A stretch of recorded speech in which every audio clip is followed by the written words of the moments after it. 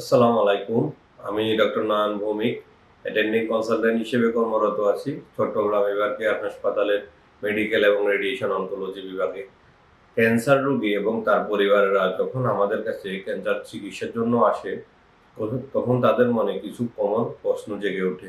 তার মধ্যে একটি হলো, ক্যান্সারের নির্দিষ্ট কোনো কারণ আছে কিনা? ক্যান্সারের আসলে নির্দিষ্ট কোনো কারণ নেই, তবে এটার জন্য কিছু রিস্ক ফ্যাক্টর দায়ী। যেমন ফুসফুস ক্যান্সারের জন্য স্মোকিং, হেড নেক ক্যান্সারের জন্য স্মোকিং, ধূমপান বা তামাকজাত দ্রব্য এগুলো দায়ী, এবং গ্যাস্ট্রিক ক্যান্সার বা গ্যাস্ট্রোইন্টেস্টিনাল ক্যান্সারের জন্য ফুড হ্যাবিট যেমন রেড মিট এগুলো দায়ী। দ্বিতীয়ত, অনেকেই জিজ্ঞেস করে ক্যান্সার কি বংশগত কিনা? আসলে সব ধরনের ক্যান্সার বংশগত না, কিছু কিছু ক্যান্সারের জেনেটিক মিউটেশন হয়, যেমন ব্রেস্ট ক্যান্সার, ওভারি ক্যান্সার ইত্যাদি। ক্যান্সার আসলে ছোঁয়াচে রোগ নয়। ক্যান্সার রোগীর সাথে সব ধরনের মেলামেশা করতে পারবেন। ক্যান্সার রোগীর ব্যবহৃত জিনিসগুলো আপনি ব্যবহার করতে পারবেন। অনেকের জিজ্ঞাসা, ক্যান্সার চিকিৎসায় কি রোগী ভালো হয়? হ্যাঁ, ক্যান্সার যদি আর্লি স্টেজে ধরা পড়ে তাহলে ক্যান্সার রোগী পুরোপুরি সুস্থ হয়ে যাওয়ার সম্ভাবনা রয়েছে। তবে লাস্ট স্টেজেও ক্যান্সার ধরা পড়লেও যদি ক্যান্সার রোগীর চিকিৎসা নেওয়া হয় ভালোভাবে, তাহলে সে দীর্ঘদিন ধরে ভালো থাকে। আবার অনেকেরই প্রশ্ন, বাংলাদেশে কি ক্যান্সার রোগের চিকিৎসা হয়?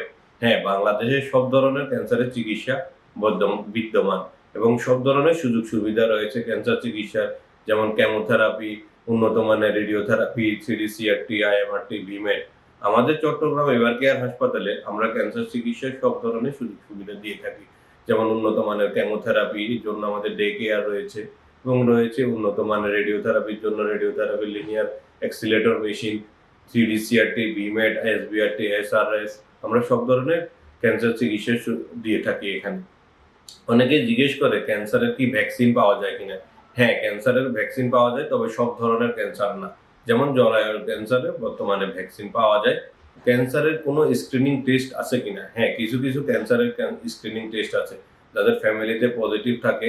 এছাড়া আমরা এখন দেখেছি যে সরকার কিছু কিছু ক্যান্সারের জন্য স্ক্রিনিং টেস্ট ফ্রি করে দিয়েছে, যেমন জরায়ু ক্যান্সার, এটার জন্য ভায়া টেস্ট, সেটা ম্যাক্সিমাম উপজেলাতেই আছে এবং সরকার এটার জন্য ফ্রি করে দিয়েছে এই টেস্টটি।